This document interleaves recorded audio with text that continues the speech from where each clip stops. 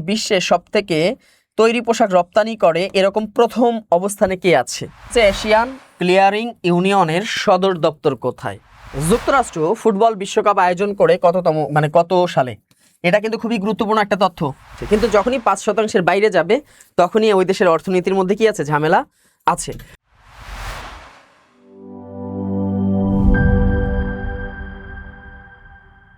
আসসালামু আলাইকুম, সবাইকে স্বাগত জানাচ্ছি বিদাবাড়ি ইউটিউব চ্যানেলের পক্ষ থেকে। আমি মুজাহিদুল ইসলাম হোসেন আপনাদের সাথে আছি। আপনারা দেখতেই পারতেছেন যে সাপ্তাহিক আপডেট বুলেটিন 49তম পর্ব। তো 49তম পর্বে আমরা যেটা বিদাবাড়ির একটা জনপ্রিয় একটা আয়োজন ইউটিউবে, সেটা হচ্ছে যে আপডেট বুলেটিন, অর্থাৎ এই যে চলমান যে সপ্তাহ আছে, অর্থাৎ বিগত যে 7 দিন আছে, এই 7 দিনে যে তথ্যগুলো আমরা পেয়েছি বিভিন্ন পত্রিকার পাতা থেকে, এর ভিতরে যেগুলো তথ্যগুলো গুরুত্বপূর্ণ, পরীক্ষা আসতে পারে, এই তথ্যগুলোকে নিয়ে সাজিয়েছি আজকের এই পর্ব। তো এর ভিতরে বেশ কিছু তথ্য আছে যে তথ্যগুলো সরাসরি না আসলেও ওই প্রশ্নটার যে আশপাশ দিয়ে যে তথ্যগুলো আছে এইগুলো কিন্তু সামনের যে কোনো চাকরি পরীক্ষা আসতে পারে। তো এরকমই কিছু চমৎকার প্রশ্ন নিয়ে আজকে এই পর্বটি সাজিয়েছি। আজকে সরাসরি যে প্রথম যে প্রশ্ন সেটি হচ্ছে যে বিবিএস এর তথ্য মতে, বিবিএস বাংলাদেশ পরিসংখ্যান ব্যুরো, এটা আগে আমাদের জানা দরকার। বিবিএস বলতে কি বোঝায়? বাংলাদেশ, এটা আগে আমরা জানবো যে বাংলাদেশ পরিসংখ্যান ব্যুরো, বাংলাদেশ পরিসংখ্যান ব্যুরো যেটা আছে একটা সংস্থা যারা পরিসংখ্যান ব্যুরো, তাদের তথ্য মতে 2025-26 অর্থ বছরে গড় মূল্যস্ফীতির হার কত? মূল্যস্ফীতি বুঝেন? স্ফীত মানে কি? ফুলে যাওয়া, এটাকে বলে স্ফীত হওয়া, ফুলে যাওয়া, উতলায় ওঠা, যেটাকে আমরা বলি, তাই না? মানে তার সীমা অতিক্রম করা। যেমন আমরা যখন বন্যা যখন এমন হচ্ছে, তো অনেক সময় দেখা যায় অনেক নদীর পানি কি হয়ে গেছে, তার সীমানার উপরে উঠে গেছে, এটা স্ফীত হওয়া। তো মূল্যস্ফীতির হার কত? তো প্রথমে আমরা দেখি, আপনারা অবশ্যই যারা যারা এই প্রোগ্রামটি দেখবেন অবশ্যই আপনারা কমেন্টসে উত্তর জানাবেন। তো আমরা একটু আলোচনা করি যে মূল্যস্ফীতি বলতে কি বোঝায়। স্ফীত শব্দ অর্থ বুঝি মূল্য বেড়ে যাওয়া। মূল্য কখন বেড়ে যায়? এক নাম্বার হচ্ছে যে যখন কোনো পণ্যের উৎপাদন খরচ বেড়ে যায়। উৎপাদন খরচ, হ্যাঁ, যে কোনো পণ্যের উৎপাদন খরচ যখন বেড়ে যায়, দেখা যায় কাঁচামাল বিদেশ থেকে আসে, কাঁচামালের দাম বেড়ে গেছে, উৎপাদন খরচ বেড়ে যায়, তখন কি হয়ে যায়? মূল্যস্ফীতি বাড়ে, মানে মূল্যটা বেড়ে যায়, 100 টাকার পণ্য 120 টাকা হয়ে যায়। 2 নাম্বার, যখন চাহিদার চেয়ে পণ্য কম থাকে, মানে চাহিদার চেয়ে পণ্য যখন কম থাকে। যেমন এই মাসে ধরেন যে 100 মেট্রিক টন হচ্ছে চালের প্রয়োজন আমাদের ঢাকা বিভাগে, তো সেখানে আমাদের দেখা যাচ্ছে যে পণ্য আছে 80 মেট্রিক টন। তো যেহেতু পণ্যের ঘাটতি, সেহেতু কি করবে ব্যবসায়ীরা, মানে অটোমেটিক এটার দাম বেড়ে যাবে, ব্যবসায়ীরা দাম বাড়াবে। তাহলে চাহিদার চেয়ে যদি পণ্য সরবরাহ কি হয়, সরবরাহ যদি কম হয়। এবার খেয়াল করে দেখেন 3 নাম্বার হচ্ছে যদি জীবনযাত্রার মান বাড়ে। যদি জীবনযাত্রার মান, আপনারা মনে রাখবেন যে জীবনযাত্রার মান যখন বাড়ে, হ্যাঁ, মান যখন বাড়ে, তখন একটা বিষয় খেয়াল করলে দেখা যায় যে যখনই জীবনযাত্রার মান বাড়ে তখন কিন্তু দেখা যায় যে সে নানা ধরনের পণ্যের চাহিদা তৈরি হয়।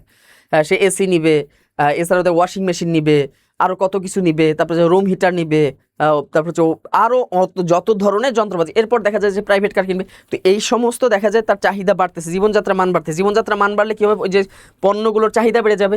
পণ্যগুলোর যখনই চাহিদা বেড়ে যাবে তো ওই তুলনায় কিন্তু আমাদের দেশে কি হয়, ওই পণ্যটা কিন্তু পাওয়া যায় না, কারণ আমাদের দেশে কিন্তু এগুলো তৈরি হয় না। তৈরি হয় দেখা যায় বিভিন্ন দেশ থেকে যন্ত্রাংশ নিয়ে এসে তৈরি করে, কিন্তু তৈরি হয় না। তো তখনই দেখা যায় যে কি হয়, মূল্যস্ফীতি বাড়ে, মানে মূল্যটা বেড়ে যায়, 100 টাকার পণ্য হয়ে যায় 120 টাকা। তবে একটা বিষয় মনে রাখবেন, তাহলে একটা উদাহরণ হিসেবে দেখা যাক যে ধরেন যে 2020 সালে 2020 সালে দেখা যায় 1 কেজি চালের দাম ছিল 50 টাকা। এখন 2026 সালে এসে 1 কেজি চালের দাম হয়ে গেল কত টাকা? 60 টাকা। ওই একই মানের চাল, দাম বাড়লো কত টাকা? 10 টাকা দাম বাড়লো। তাহলে 50 টাকায় বাড়লো কত টাকা? 10 টাকা। গুণ হচ্ছে কত? 100। তাহলে শতকরা কত বাড়লো? তাহলে আমরা দেখি যে 20% বাড়ছে। এটা কিন্তু একটা দেশের অর্থনীতির জন্য খুবই হুমকি স্বরূপ, কারণ আমরা জানি যে IMF অথবা ওয়ার্ল্ড ব্যাংক, হ্যাঁ, তাদের যে নির্দেশনা, সেই নির্দেশনা অনুযায়ী কোনো দেশের মূল্যস্ফীতি যদি 2 থেকে 5% ভিতরেই যদি থাকে তাহলে ঠিক আছে, অর্থনীতি ঠিক আছে। কিন্তু যখনই 5% বাইরে যাবে তখনই ওই দেশের অর্থনীতির মধ্যে কি আছে? ঝামেলা আছে। তো আমাদের বর্তমানে যে হার, মূল্যস্ফীতির যে হার, সেটা হচ্ছে 8.68%। এটা মনে রাখবেন, মানে এটা খুবই ভয়াবহ পর্যায়ে আছি আমরা, খুবই ভয়াবহ পর্যায়ে আছি, মানে 7 ক্রস করে গেছে, মানে 5 ক্রস করে কিন্তু 8.68 হয়ে গেছে। আচ্ছা, এবার একটু খেয়াল করে দেখেন এশিয়ান ক্লিয়ারিং ইউনিয়ন, যেটা হচ্ছে এশিয়ান ক্লিয়ারিং ইউনিয়নের সদর দপ্তর কোথায়? তো আপনারা জানেন যে এশিয়ান ক্লিয়ারিং ইউনিয়ন এখানে মূলত 9টি দেশ আছে। সেই দেশগুলো আমরা জানি, বাংলাদেশ, তারপর হলো কি ইন্ডিয়া, শ্রীলঙ্কা, এরপর হলো কি নেপাল, এরপর হলো কি ভুটান, এরপর হলো কি মালদ্বীপ, এরপর হলো মায়ানমার, মায়ানমার, এরপর হলো ইরান। এই যে দেশগুলো যে আছে, ঠিক আছে, এই যে দেশগুলো যে আছে, এছাড়াও দেখা যায় আরও যে মানে এই ধরনের আর একটা দেশ হলো যে পাকিস্তান। এই পাকিস্তান, এই যে দেশগুলো যে আছে, এই দেশগুলো, এই 9টা দেশ মিলে কি করেছে? এশিয়ান ক্লিয়ারিং ইউনিয়ন গঠন করেছে। এটা কাজ কি? কাজ হইল যে এই 9টা দেশ কি করবে, তাদের যে কেন্দ্রীয় ব্যাংকগুলো আছে, কেন্দ্রীয় ব্যাংকগুলো এই এসইউ এর অধীনে কাজ করে। তার মানে দেখা যায় যে যখন বিদেশি মুদ্রার রিজার্ভ যাতে ঠিকঠাক মতো থাকে, একে অন্যকে সহযোগিতা করে। কারো যদি একটু কমে যায় তাহলে তাকে সহযোগিতা করে কি করে, তারটা স্থিতিশীল করে দেয়, যাতে করে ওই দেশের অর্থনীতি কোনো ঘাটতি না থাকে। আবার দেখা যায় যে যখন বিনিময় হয়, কোনো বৈদেশিক মুদ্রার যখন বিনিময় হয়, তখন এই 9টা দেশের যে এসইউ রয়েছে, যে এশিয়ান ক্লিয়ারিং ইউনিয়ন, তারা কি করে? সহযোগিতা করে ওই ভিন্ন একটা দেশের সাথে লেনদেনে তারা সহযোগিতা করে। তো এই কাজগুলো হচ্ছে মূলত এসইউ এর কাজ। এটা অবশ্যই আমাদের দেশের অর্থনীতির জন্য, কেন এই প্রত্যেকটা দেশের অর্থনীতির জন্য খুবই গুরুত্বপূর্ণ, কারণ একটা দেশ আরেকটা দেশের সহযোগিতায় কাজ করে। তবে এটার মানে সদর দপ্তর হচ্ছে ইরানের রাজধানী তেহরানে। ইরানের রাজধানী তেহরানে 9টি দেশ নিয়ে এটি গঠিত হয়। 9টি দেশ নিয়ে এটি গঠিত হয় এবং এটা গঠিত হয়েছিল, এটা সালটা মনে রাখবেন, এটা গঠিত হয় 9 ডিসেম্বর 1974 সালে। 9 ডিসেম্বর 1974 সালে গঠিত হয় 9টি দেশ নিয়ে। ঠিক আছে, এই তথ্যগুলো কিন্তু পড়বেন। এর ভিতরে কিন্তু বাংলাদেশও আছে। তো এই তথ্যগুলো খুবই গুরুত্বপূর্ণ, এগুলো আপনাদের পড়তে হবে। কারণ এটা কেন পড়বেন এসইউ?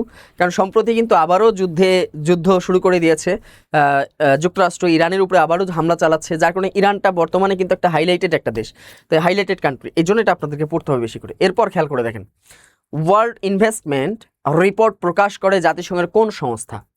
ওয়ার্ল্ড ইনভেস্টমেন্ট রিপোর্ট প্রকাশ করে মানে বিশ্বে কোন দেশ কত টাকা ইনভেস্ট করলো, কোথায় ইনভেস্ট করলো, কার সাথে কে ইনভেস্ট করলো, এগুলো তথ্য প্রকাশ করে। তো এই তথ্যগুলো সাধারণত প্রকাশ করা হয় প্রতি বছর প্রকাশ করে, এটা হলো জুন মাসে, প্রতি বছর জুন মাসে প্রকাশ করে। সেই সংস্থাটা কি এটা আমাদের জানা দরকার, তাই না? তো এখানে এই সংস্থাটা হচ্ছে মূলত, আমি একটু লিখে দিই, আপনারা অবশ্যই কমেন্টস উত্তর করবেন। ইউনাইটেড নেশন, তাই না? United Nation conference, conference, United Nation conference on trade and development,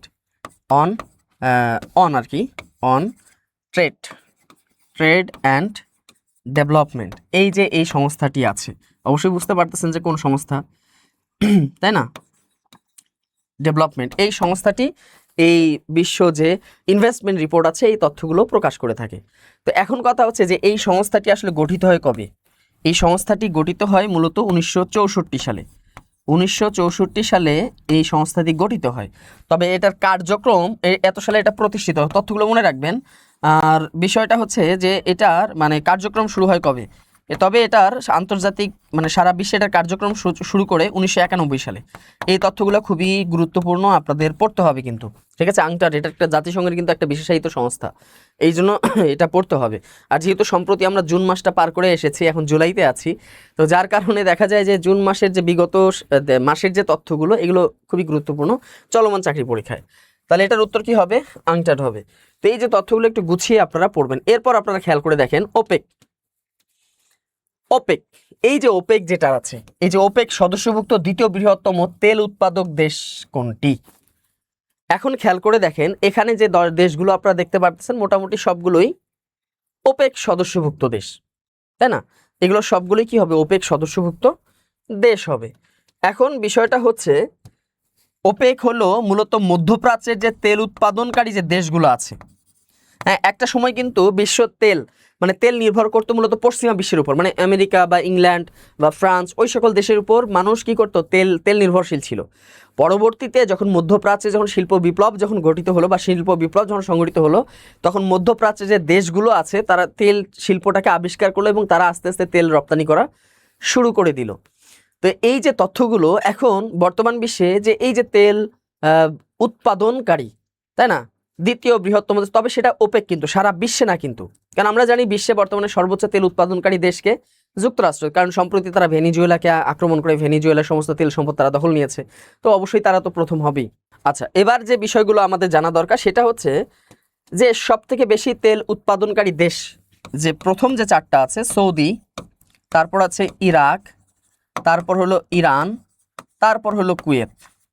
এই চারটা দেশে ওপেকভুক্ত যে দেশগুলো আছে তার মধ্যে এই চারটা দেশ হচ্ছে শীর্ষ তেল উৎপাদনকারী। প্রথম সৌদি আরব, দ্বিতীয় আছে ইরাক। এখানে প্রশ্ন করেছে দ্বিতীয় বৃহত্তম দেশ কোনটা, তাহলে সেটা কি হবে? ইরাক হবে। তো এই সংস্থাটি প্রতিষ্ঠিত হয়েছে কবে? 14 সেপ্টেম্বর 1960 সালে। 14 সেপ্টেম্বর, মনে রাখবেন 14 সেপ্টেম্বর 1960 সালে কি হয়? এই সংস্থাটি প্রতিষ্ঠিত হয়েছে। ঠিক আছে, তো এই যে তথ্যগুলো যে আছে এই তথ্যগুলো খুব সুন্দর করে বাসায় অবশ্যই পড়বেন। এবার দেখা যাক, কারণ এখানে এই ইরাক, ইরান, এই অঞ্চলটা বর্তমানে খুবই আলোচিত একটা বিষয়। এবার খেয়াল করে দেখেন, the crisis of external development, external dependence, the crisis of external dependence, এই যে একটা গ্রন্থ আছে, এই গ্রন্থটির রচয়িতাকে খুবই আলোচিত একজন ব্যক্তি, যিনি এই গ্রন্থটি রচনা করেছেন। মানে এই গ্রন্থটার মূল বিষয় কি? এই গ্রন্থটার মূল বিষয় হচ্ছে যে বৈদেশিক যে অর্থনৈতিক সমৃদ্ধশালী যে দেশগুলো আছে, এই দেশগুলো কি করে আমাদেরকে সহায়তা করে, মানে উন্নত দেশগুলো গরিব দেশকে কি করে সহায়তা করে। তো এই যে সহায়তার যে রাজনৈতিক যে প্রভাব, সহায়তার কিন্তু একটা রাজনৈতিক প্রভাব আছে।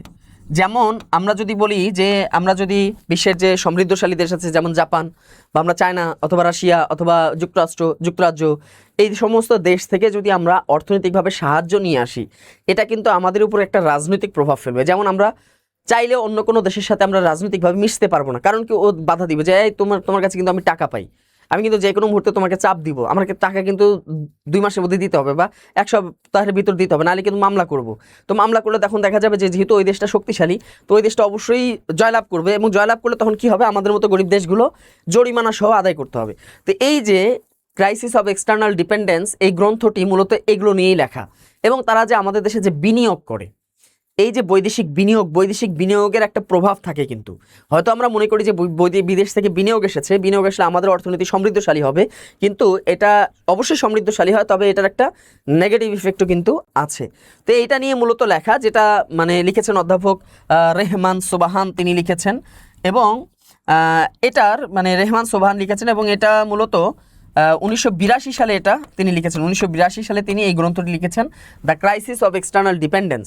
এই গ্রন্থটি 1982 সালে লিখেছেন, যার মাধ্যমে প্রকাশিত হয়েছে যে কিভাবে বৈদেশিক সাহায্য বা বৈদেশিক সহায়তার যে রাজনৈতিক একটা প্রভাব আছে, সেটা কিভাবে আমাদের অর্থনীতির উপর প্রভাব বিস্তার করে, এই বিষয়গুলো।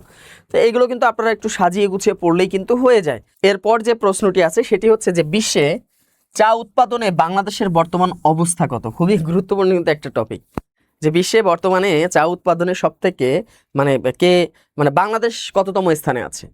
তো এই তথ্যগুলো তো আমরা জানি যে বাংলাদেশে কবে চা বাগান মানে স্থাপন হয়, প্রথম চা বাগান আমরা জানি যে মালিনীছড়া চা বাগান সিলেটের। তবে আরেকটা তথ্য কিন্তু পাওয়া গেছে আপডেট, সেটা হচ্ছে চট্টগ্রামের কোদালা চা বাগান। হ্যাঁ, এটা অনেক সময় হচ্ছে কি, আমরা তো সরাসরি জানি যে মালিনীছড়া, হ্যাঁ এটা আমরা দীর্ঘদিন ধরে পড়ে এসেছি, মালিনীছড়া চা বাগান, যেটা হলো সিলেটে, মনে করেন সিলেটের মৌলভীবাজার, হ্যাঁ এখানে অবস্থিত। এখন যে হচ্ছে মালিনীছড়া, কিন্তু আরেকটা চা বাগান পাওয়া গেছে, সেটা হচ্ছে কোদালা চা বাগান। অনেক ঐতিহাসিক বর্তমানে বলতেছেন যে কোদালা চা বাগান, যেটা হলো চট্টগ্রামে অবস্থিত, এটাই হলো বাংলাদেশের প্রাচীন চা বাগান বলে ধারণা। কখনো যদি মালিনীছড়া না থাকে, যদি কোদালা থাকে, তাহলে বুঝতে হবে যে কোদালাটাই সঠিক উত্তর। এখন আমাদের যেটা জানা দরকার যে চা উৎপাদনকারী দেশগুলো কি কি। তো মনে রাখবেন, বিশ্বে চা উৎপাদনে শীর্ষে আছে ভারত, এরপর আছে কেনিয়া, তারপর আছে কি শ্রীলঙ্কা, মনে রাখবেন শ্রীলঙ্কা, তারপর আছে কি তুরস্ক। এই চারটা দেশ, এই চারটা দেশ কি আছে? এরা হলো প্রথম, এরা দ্বিতীয়, শ্রীলঙ্কা হলো তৃতীয়, এবং তুরস্ক হলো চতুর্থ। এরা চতুর্থ অবস্থানে আছে। তাহলে এখন আমার কথা হচ্ছে যে বাংলাদেশ কততম অবস্থানে আছে, এটা আমাদের জানা দরকার। বাংলাদেশ বর্তমানে চা উৎপাদনের 9ম স্থানে আছে। বিশ্বে বর্তমানে চা উৎপাদনে বাংলাদেশের অবস্থান 9ম। তো এটার সাথে সাথে আপনারা যে চা বাগান যে ইতিহাস, এটাও একটু পড়লেন। পাশাপাশি বর্তমানে শীর্ষ চা বাগান উৎপাদনকারী দেশ কোনটা, প্রথমটা, দ্বিতীয়টা, আর বাংলাদেশের অবস্থান, এটা হলো খুবই গুরুত্বপূর্ণ একটা আপডেটেড যেহেতু তথ্য, এটা আপডেট তথ্য এসেছে, তো এটা আপনাদের জন্য অত্যন্ত গুরুত্বপূর্ণ। এবার খেয়াল করে দেখেন, ফিফার বর্তমান যে প্রেসিডেন্ট আছে জিয়ান্নি ইনফান্তিনো, হ্যাঁ এই সংস্থাটির কততম সভাপতি? যেমন এর আগে ছিল সেপ ব্ল্যাটার ছিল, তো এখন এই যে জিয়ান্নি ইনফান্তিনো তিনি ফিফার কততম সভাপতি। তবে মজার বিষয় হচ্ছে এই কততম নিয়ে একটু কথা আছে, মানে এখানে মূলত বোঝাচ্ছে ব্যক্তি হিসাবে কততম। হ্যাঁ, একটা হলো যে সিরিয়াল, যে প্রথম, দ্বিতীয়, তৃতীয়, চতুর্থ, আর একটা হতে পারে ব্যক্তি অনুযায়ী কততম। তো এখানে আপনাদের মনে রাখতে হবে যে ইনফান্তিনো কিন্তু 2বার ফিফার সভাপতি নির্বাচিত হয়েছে। আচ্ছা, তো এখন আমরা দেখব যে যেহেতু ইনফান্তিনো সভাপতি নির্বাচিত হয়েছেন, তবে আমরা দেখা দরকার যে তিনি কতবার হয়েছিলেন, একবার নাকি 2বার। তো মজার তথ্য হচ্ছে যে তিনি প্রথম সভাপতি নির্বাচিত হয়েছিলেন 2016 সালে। এই 2016 থেকে 2013, 2023 এটা ছিল কি তার প্রথম মেয়াদ, এটা ছিল তার প্রথম মেয়াদ। এবার দ্বিতীয় মেয়াদ কোনটা? দ্বিতীয় মেয়াদ হচ্ছে 2023 থেকে বর্তমান চলমান রয়েছে ইনফান্তিনো। তো এখান থেকে আমরা বুঝতে পারি যে এখানে ব্যক্তি হিসাবে তিনি নবম, তাই না? ব্যক্তি হিসাবে তিনি নবম, এটা আমরা বুঝতেই পারি। ঠিক আছে, তো এই তথ্যগুলো কিন্তু আপনারা একটু ভালো করে পড়বেন। তিনি ব্যক্তি হিসাবে ফিফার নবমতম সভাপতি, তো এই তথ্যগুলো কিন্তু আসতে পারে। এখন দেখেন এই যে এটার সাথে আপনাদের ফিফাটা পড়তে হবে, ফিফা কত সালে গঠিত হয়। হ্যাঁ, ফিফা কত সালে গঠিত হয়, ফিফার প্রথম প্রেসিডেন্ট কে ছিল, ফিফার বর্তমান প্রেসিডেন্ট কি, এরপর চলমান যে বিশ্বকাপ, অবশ্যই বিশ্বকাপের A to Z পড়বেন। চলমান বিশ্বকাপের যে থিম সংটা কি, এর গায়িকা কি, বলের নাম কি, তারপর হলো যে বিশ্বকাপের যে কি থাকে, একটা মোটো থাকে, একটা লোগো থাকে, হ্যাঁ এটা কি, এটা কে তৈরি করেছে, পাশাপাশি বর্তমানে যে বিশ্বকাপ কোথায় কোথায় অনুষ্ঠিত হচ্ছে, এই যে বিভিন্ন যে তথ্যগুলো যে আছে, এই তথ্যগুলো কিন্তু আপনাদের পড়তে হবে A to Z। এবং সামনে তো ফাইনাল সেমিফাইনাল হবে, এরপর হচ্ছে যে তথ্যগুলো আসবে, কে চ্যাম্পিয়ন হয়েছে, কতবার চ্যাম্পিয়ন হলো, কতবারের মতো, তারপর হচ্ছে কয়টি ফাইনালে কে গোল করেছে, এটা গুরুত্বপূর্ণ, কে গোল্ডেন বুট পেলো, কে গোল্ডেন বল পেলো, সর্বোচ্চ গোলদাতা যে গোল্ডেন বুট পাবে। তো এই যে বিষয়গুলো যে আছে, এগুলো হচ্ছে আপনাদের কিন্তু মনে রাখতে হবে। এরপর যদি আমরা দেখি বিশ্ব জনসংখ্যা দিবস, বিশ্ব জনসংখ্যা দিবস খুবই গুরুত্বপূর্ণ একটা টপিক, কারণ বর্তমানে কিছু কিছু দেশে জনসংখ্যা হয়ে গেছে কি, মানে জনসংখ্যা হচ্ছে তাদের কাছে, মানে জনসংখ্যা নিয়ে তাদের হাহাকার শুরু হয়ে গেছে। যেমন আমি কানাডার কথা যদি বলি, আর রাশিয়ার কথা বলি, রাশিয়া হচ্ছে বাংলাদেশের চেয়ে প্রায় অনেক কত গুণ, 101 গুণ বা তারও বেশি বড়, প্রায় 101 গুণ বড়। তো সেই রাশিয়ার জনসংখ্যা মাত্র কত কোটি? 18 কোটি। আর বাংলাদেশের জনসংখ্যা এখন কত সরকারি হিসাবে বর্তমানে চলতেছে? কত কোটি? 18 কোটির মতো।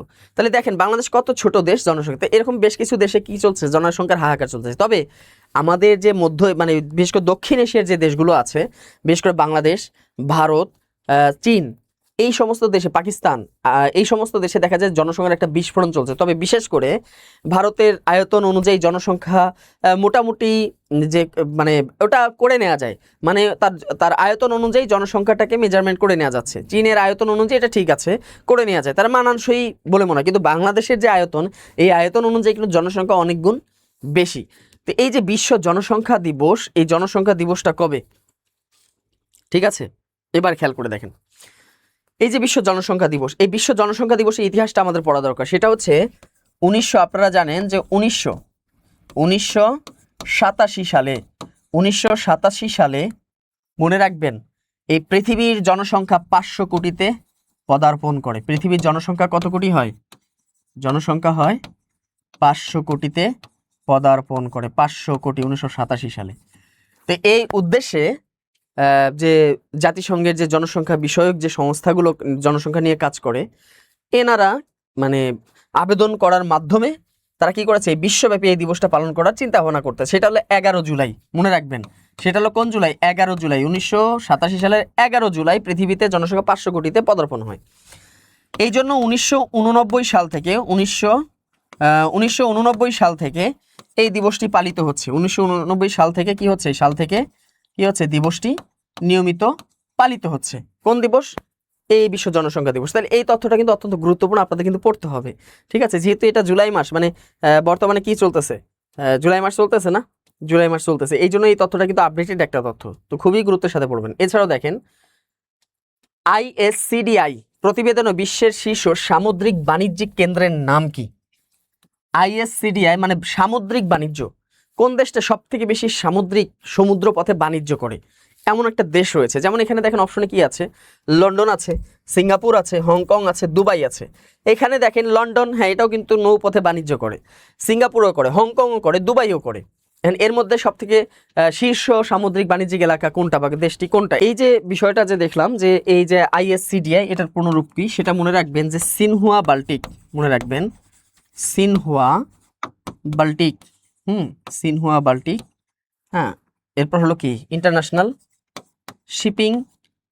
হ্যাঁ, international international international shipping, international shipping centre, international shipping centre.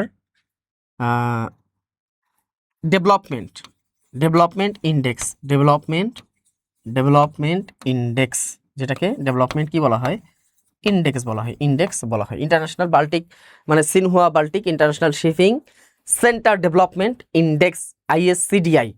এটার মতে বিশ্বের শীর্ষ সামুদ্রিক বাণিজ্যিক কেন্দ্রের নাম হলো সিঙ্গাপুর। সেই দেশটার নাম কি? সিঙ্গাপুর। সিঙ্গাপুর হচ্ছে অনেকটা সমুদ্র বেষ্টিতই বলা যায়। হ্যাঁ, কিছু জায়গা আছে তাদের স্থল বেষ্টিত, তবে তাদের সমুদ্র বাণিজ্য খুবই ইম্পর্ট্যান্ট এবং এটা হচ্ছে বর্তমানে শীর্ষ সমুদ্র বাণিজ্যিক একটা এলাকা। এরপর খেয়াল করে দেখেন যে বাংলাদেশের যে পরিসংখ্যান ব্যুরো BBS এর তথ্য মতে বর্তমানে বাংলাদেশের জনসংখ্যা বৃদ্ধির হার কত? এটা কিন্তু একটু জটিল একটা প্রশ্ন, কারণ আমরা জনসংখ্যা বৃদ্ধির হার নিয়ে একটু কনফিউজড হয়ে আছি। সেটা হচ্ছে যে কিছু কিছু জায়গায় পাওয়া যায় 1.33%, কিছু কিছু জায়গায় পাওয়া যায় 1.32%, আবার আপডেট যেটা তথ্য পাওয়া যায় 1.12%। এই তথ্য বিভ্রাটে কিন্তু আমরা পড়ে গেছি। তো এখান থেকে মুক্তির যেটা উপায় সেটা হলো আপনাদের মনে রাখতে হবে, যদি 1.12% যদি অপশনে থাকে তাহলে এটাই সঠিক উত্তর, যদি অপশনে 1.32 থাকে তাহলে এটা সঠিক উত্তর হবে, যদি 1.33 থাকে তাহলে এটা সঠিক উত্তর হবে। কারণ সম্প্রতি BBS যে রিপোর্টটা প্রকাশ করেছে তারা যেটা বলেছে যে 1.12% থেকে জনসংখ্যা বৃদ্ধি হওয়ার 1.33% সর্বোচ্চ, মানে তারা এক্স্যাক্টলি তথ্যটা দিতে পারতেছে না, তবে তারা যেটা বলেছে যে এটা 1.12 থেকে 1.33 হতে পারে। তারা এখনো মানে এই তথ্যটা তারা জানিয়েছে। এই জন্য এখান থেকে মনে রাখবেন যখন সবগুলাই থাকবে, যদি অপশনে 3টাই থাকে তাহলে 1.12 দিয়ে দিবেন, 1.12 দিয়ে দিতে হবে। তো সেই অনুযায়ী বাংলাদেশে বর্তমানে জনসংখ্যা প্রায় 18 কোটি, হ্যাঁ মানে 17 কোটি 80 লাখ, 17 কোটি 80 লাখ, 17 কোটি 80 লাখ এরকম একটা জনসংখ্যা তারা প্রকাশ করেছে। তো এই তথ্যগুলো আপনাদের আপডেটেড যে তথ্যগুলো এগুলো আপনাদের পড়তে হবে। এরপর খেয়াল করে দেখেন যুক্তরাষ্ট্র ফুটবল বিশ্বকাপ আয়োজন করে কত সালে? এটা কিন্তু খুবই গুরুত্বপূর্ণ একটা তথ্য, কারণ এটা বিশ্বকাপ ফুটবলের সাথে জড়িত। এই যে 1994, 2010, 2018, 2026, এখানে অনেকেই ভুল করবেন যে বিশ্বকাপ ফুটবল যুক্তরাষ্ট্র প্রথমবারের মতো আয়োজন করেছিল কত সালে? সেটা হচ্ছে আপনারা জানেন যে 15তম যে বিশ্বকাপ ছিল, 15তম বিশ্বকাপ, সেই 15তম বিশ্বকাপটা হয়েছিল কত সালে? 1994 সালে। 1994 সালে 15তম বিশ্বকাপ হয়েছিল এবং সেটা কিন্তু পুরুষ বিশ্বকাপ, ঠিক আছে, শুধু পুরুষদের আর কি, পুরুষ বিশ্বকাপ হয়েছিল। সেই বিশ্বকাপের আয়োজক দেশ ছিল কে? সেটা ছিল যুক্তরাষ্ট্র, সেটা আয়োজক দেশ ছিল যুক্তরাষ্ট্র। তো এরপর যেটা হলো যে 2026 সালেও 23তম আসরে, 2026 সালে 23তম আসরেও যে কয়েকটা দেশ এখানে আছে সেটা হলো কি USA মানে যুক্তরাষ্ট্র, তারপর হলো কি কানাডা, এরপর কি আছে USA কানাডা, এরপর হলো কি যেটা হলো মেক্সিকো, USA কানাডা এবং মেক্সিকো, এই 3টা দেশ যৌথভাবে আয়োজন করেছে এটা 23তম আসর। তবে প্রথম আসর কত সালে হয়েছিল এটাও তো আপনারা জানেন যে 1930 সালে হয়েছিল, 1930 সালে প্রথম আসর হয়েছিল। তো বিশ্বকাপ সম্পর্কে A to Z আদ্যপান্ত আপনাদের জানতে হবে, কারণ এখানে বর্তমানে চলমান যে কোনো চাকরির পরীক্ষা এখান থেকে তথ্য থাকবেই, 1 নাম্বার হলো থাকবে, মানে এই রেসটা আগামী 2 মাস থাকবে। অর্থাৎ জুলাই মাসের 19 তারিখে যদি ফাইনাল হয়ে যায় তাহলে এই রেসটা জুলাইয়ে থাকবে, আগস্টে থাকবে, সেপ্টেম্বর পর্যন্ত থাকবে, অক্টোবরে গিয়ে হয়তোবা নতুন কিছু অ্যাড হবে, মানে সেপ্টেম্বর মানে সর্বনিম্ন সেপ্টেম্বর পর্যন্ত এই রেসটা থাকবে। এই জন্য খুবই সাবধানতার সাথে এই তথ্যগুলো আপনাদের পড়তে হবে। এরপর খেয়াল করে দেখেন যে বাংলাদেশ সবচেয়ে বেশি তৈরি পোশাক রপ্তানি করে কোন দেশে? এটা গুরুত্বপূর্ণ একটা তথ্য। বাংলাদেশ কোথায় সব থেকে বেশি তৈরি পোশাক রপ্তানি করে, এই রেডিমেড গার্মেন্টস যেটা? তো আমার কাছে প্রশ্ন হচ্ছে বিশ্বে সব থেকে তৈরি পোশাক রপ্তানি করে এরকম প্রথম অবস্থানে কে আছে? মনে রাখবেন পোশাক রপ্তানিতে, এই যে পোশাক রপ্তানিতে বর্তমান বিশ্বে পোশাক রপ্তানিতে প্রথম অবস্থানে আছে চীন, তাই না? দ্বিতীয় অবস্থানে কে আছে আমরা জানি, দ্বিতীয় অবস্থানে আছে বাংলাদেশ, বাংলাদেশ কিন্তু এখন দ্বিতীয় অবস্থানে উঠে এসেছে। তৃতীয় অবস্থানে আছে আমরা জানি সেটা হচ্ছে ভিয়েতনাম, ভিয়েতনাম এখন তৃতীয় অবস্থানে চলে গেছে, এবং চতুর্থ অবস্থানে আছে সেটা হচ্ছে ভারত। মানে এটা হলো সারা বিশ্বে, এটা হলো সারা বিশ্বে পোশাক রপ্তানিতে, যুক্তরাষ্ট্রে না কিন্তু, এটা হলো সারা বিশ্বে পোশাক রপ্তানিতে, সারা বিশ্বে পোশাক রপ্তানিতে বর্তমানে শীর্ষ দেশ হলো কে? চীন, তারপর হচ্ছে বাংলাদেশ, তারপর হলো ভিয়েতনাম, তারপর হলো ভারত। কিন্তু বাংলাদেশ ব্যক্তিগতভাবে কোন দেশে সব থেকে বেশি পোশাক রপ্তানি করে সেটা হচ্ছে আমরা সবাই জানি, সেটা হলো কি? যুক্তরাষ্ট্র। যুক্তরাষ্ট্রতে সব থেকে বেশি পোশাক রপ্তানি করে থাকে কে? বাংলাদেশ সব থেকে বেশি পোশাক রপ্তানি করে। একটা সময় কিন্তু যুক্তরাজ্যও কিন্তু ছিল, তবে ওই যে বেশ কিছু সুযোগ সুবিধা তখন দিত যুক্তরাজ্য, ওই সুযোগ সুবিধাগুলো বন্ধ হয়ে গেছে। বন্ধ হয়ে যাওয়ার কারণে বাংলাদেশকে বাধ্য হয়ে নতুন বাজার ধরতে হয়েছে। তো এখন সব থেকে বেশি পোশাক রপ্তানি করে যুক্তরাষ্ট্রে। এবার খেয়াল করে দেখেন, ভোমরা স্থলবন্দর কোথায় অবস্থিত? ভোমরা স্থলবন্দর খুবই গুরুত্বপূর্ণ একটা স্থলবন্দর, এটা আপনারা নিশ্চয়ই জানেন। এই স্থলবন্দরটা মূলত 2013 সালে স্থাপন করা হয়েছিল। ভোমরা স্থলবন্দর 13 সালে এটা স্থাপন করা হয়। এটার গুরুত্বটা কতটুকু? গুরুত্ব হচ্ছে যে এই ভোমরা তো অবস্থিত কোথায় আমরা জানি, সেটা হলো সাতক্ষীরা জেলায়। এই ভোমরার যে সাতক্ষীরা জেলার একটা ইউনিয়ন, এই ভোমরা কিন্তু একটা ইউনিয়নের নাম। এই ইউনিয়নে একটা স্থলবন্দর আছে, সীমান্তবর্তী একটা ইউনিয়ন। তো মজার বিষয় হচ্ছে যে ভারতের যে পশ্চিমবঙ্গের যে রাজধানী সেটা হচ্ছে কলকাতা। তো কলকাতা তো হচ্ছে যে বাংলাদেশ তো অনেক বাণিজ্য করতে কলকাতায় যাওয়া আসা করে, বা কলকাতার সাথে বাণিজ্যিক একটা কেন্দ্র মানে সম্পর্ক আছে।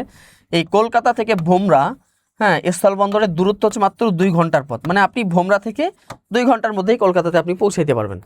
এই যে স্বল্প সময়ে এই মানে বাণিজ্য করার জন্য এই পথটা অত্যন্ত গুরুত্বপূর্ণ। এই জন্যই 2013 সালে তৎকালীন সরকার এটাকে স্থলবন্দর হিসাবে স্থাপন করে। তো এর সাথে আপনারা পড়বেন যে বাংলাদেশের প্রথম স্থলবন্দর, বর্তমানে স্থলবন্দর, এগুলো কিন্তু আপনাদের পড়তে হবে। এরপর খেয়াল করে দেখেন, ব্যারিস্টার জমির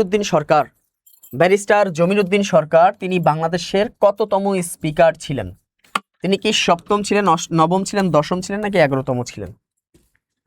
আপনারা জানেন যে সম্প্রতি এই ব্যারিস্টার জমির উদ্দিন সরকার তিনি কি করেছেন? ইন্তেকাল করেছেন। তো তিনি বাংলাদেশের ইতিহাসে একজন বেশ ভালো মানের একজন স্পিকার ছিলেন। আরও বিভিন্ন সরকারের আমলে আরও ভালো মানের বেশ কয়েকজন স্পিকার ছিলেন, আমরা সেটা জানি। তো তার মধ্যে তিনি একজন আছেন অন্যতম। তো এই যে স্পিকার হিসাবে তিনি কততম স্পিকার হিসেবে দায়িত্ব পালন করেছিলেন, এটা অত্যন্ত গুরুত্বপূর্ণ। তিনি সর্বশেষ দায়িত্ব পালন করেছেন 2001 থেকে 2006 যে জাতীয় সংসদ ছিল সেই সংসদে। ঠিক আছে, তো এখানে যে তথ্যগুলো আছে যে তিনি কি 7ম, 9ম, 10ম ছিলেন নাকি 11তম ছিলেন, অবশ্যই আপনারা উত্তর করবেন। তো এখন আমাদের জানা দরকার যে বর্তমান সংসদটা কততম, এটাও তো জানতে হবে নাকি? বর্তমান সংসদ হলো 13তম সংসদ। এই 13তম সংসদের স্পিকার, বর্তমান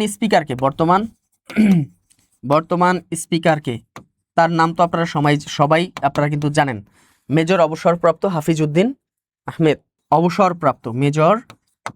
অবসরপ্রাপ্ত হাফিজউদ্দিন আহমেদ। হ্যাঁ, হাফিজউদ্দিন আহমেদ, যিনি দীর্ঘকাল জাতীয় সংসদের কি ছিলেন? সংসদ সদস্য ছিলেন, প্রায় 40 বছর। হ্যাঁ, 7টা বা 8টা এরকম 6টা বা 7টা সংসদের বা 8টা সংসদের তিনি সংসদ সদস্য ছিলেন। দীর্ঘদিনের অভিজ্ঞতা সম্পন্ন একজন মানুষ। তো তিনি হচ্ছেন মূলত 16তম, মনে রাখবেন তিনি 13তম সংসদের 16তম স্পিকার। এছাড়াও ডেপুটি স্পিকারকে, এটাও কিন্তু আপনাদের দরকার। মানে আমরা সাধারণত স্পিকার পড়ে যাই, কিন্তু যারা প্রশ্নকর্তা আছে ওরা আমাদেরকে একটু কি করে ঘুরায় পেছায় দেওয়ার চেষ্টা করে যে ডেপুটি স্পিকারকে। তো ডেপুটি স্পিকার তো আমরা জানি ব্যারিস্টার কায়সার কামাল, তাই না? ব্যারিস্টার কি ছিল তার নাম? কায়সার কামাল। হ্যাঁ, ব্যারিস্টার কায়সার কামাল তিনি হলেন কি জাতীয় সংসদের মাননীয় ডেপুটি স্পিকার।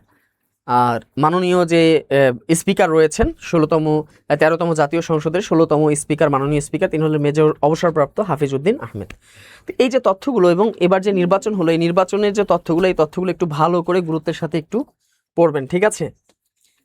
তো ব্যারিস্টার জমির উদ্দিন সরকার ছিলেন মূলত বাংলাদেশের 10ম স্পিকার। হ্যাঁ, এটা একটু তথ্যটা পড়বেন।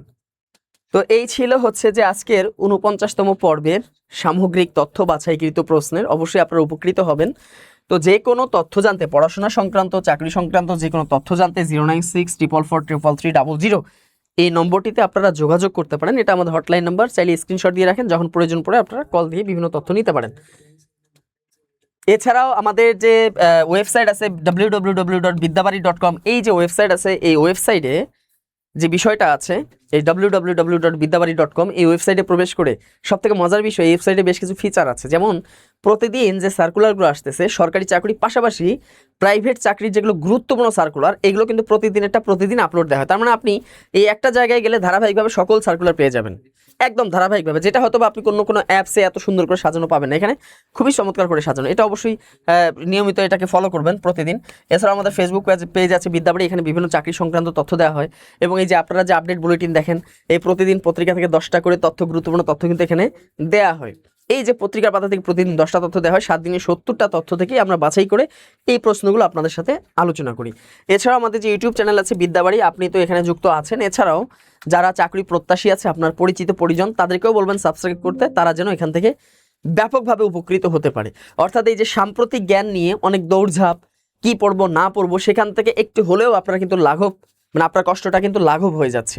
তো আশা করা যায় যে আপনাদের এই বিদ্যাবাড়ি ইউটিউব চ্যানেল যেটা আছে, এই কর্তৃক যে আয়োজিত যে বিশেষ যে এই যে ক্লাসগুলো, এই ক্লাসগুলো আশা করা যায় যে আপনাদের অনেক উপকার করবে, আপনারা অনেক বেশি উপকৃত হবেন। তো দীর্ঘ সময় ধরে যারা যুক্ত ছিলেন সবাইকে অসংখ্য ধন্যবাদ জানিয়ে আজকে এখানেই আমি শেষ করে দিচ্ছি। সবাই ভালো থাকবেন, সুস্থ থাকবেন। আসসালামু আলাইকুম।